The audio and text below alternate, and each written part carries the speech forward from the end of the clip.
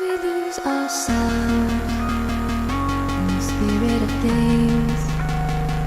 We lose our sight when we put our trust in things of this material world. Keep coming back, keep coming back, keep coming back, keep coming back, keep coming back, keep coming back. Of things we know.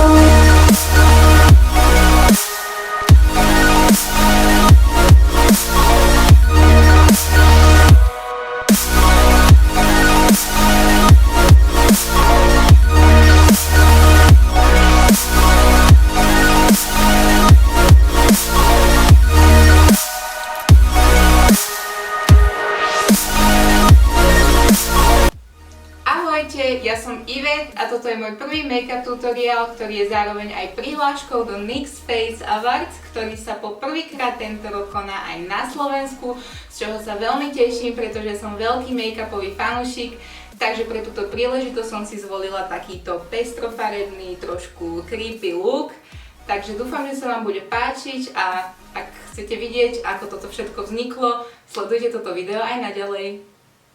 Tak v úplne prvom kroku si nafarbíme vlasy na tyrkysovo. Pôvodne som zamýšľala kúpiť si len v tejto farbe parochňu, ale nakoľko som chcela s vlasmi neskôr aj pracovať a natáčať si ich, tak som si povedala, že prečo neskúsiť tú srandu a nenafarbiť si ich.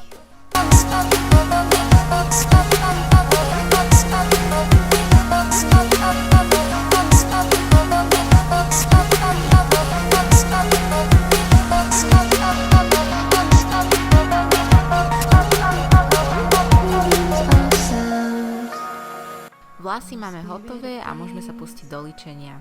Ako prvý krok nanesieme podkladovú bázu, po ktorej si vykreslíme obočie tenkým skoseným štecom. Ako podklad pod očné tiene nanesieme bielu farbu, ktorú zapracujeme na celé oko až tesne pod obočie. Líčenie očí začíname vytvorením tenkej linky vo výraznej ružovej farbe, ktorú vykreslíme tesne nad pohyblivým viečkom s použitím tenkého skoseného štecca.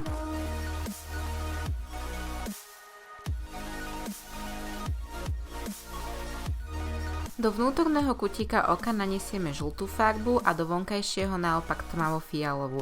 Všetky tieto farby spolu prepojíme a vytienujeme do stratená.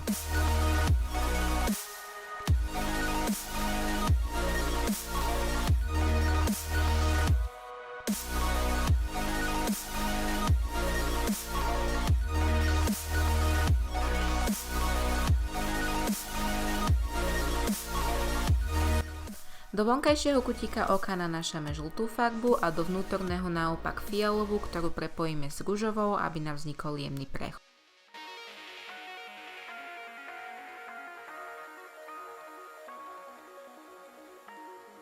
Na rad prichádza jemná biela linka, ktorú vykreslíme veľmi tenučkým štecom.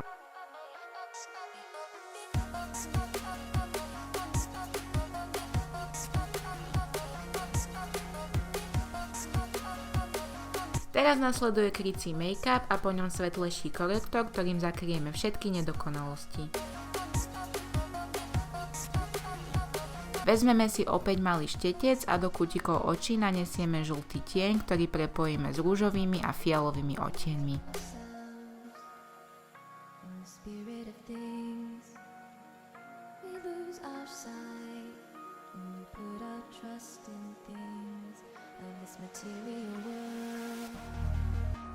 Prechádzame do druhej časti líčenia, kedy spodnú časť tváre bude predstavovať taká pololepka, takže najprv si bielou linkou všetko predkreslíme a pomocou bielej a čiernej farby budeme následne tieňovať a vykreslovať lepku do finálnej podoby.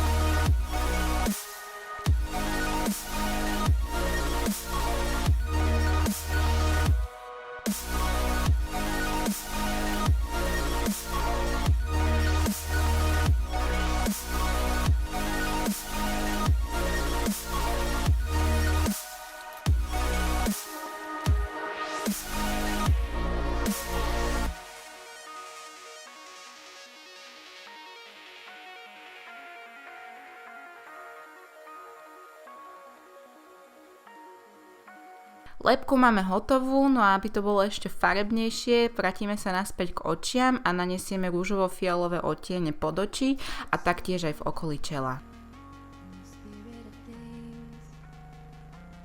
Aby sme líčenie očí ešte viac výraznili, tesne nad myhalnice nanesieme čiernu linku.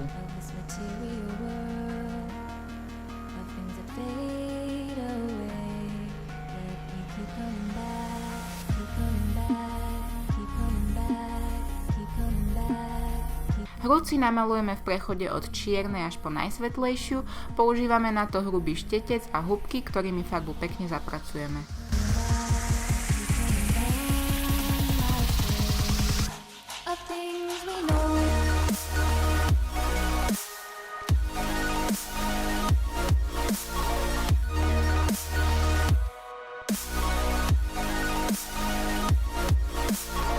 V rôznych farbách si ešte na hruď aplikujeme také pestrofarebné frkance.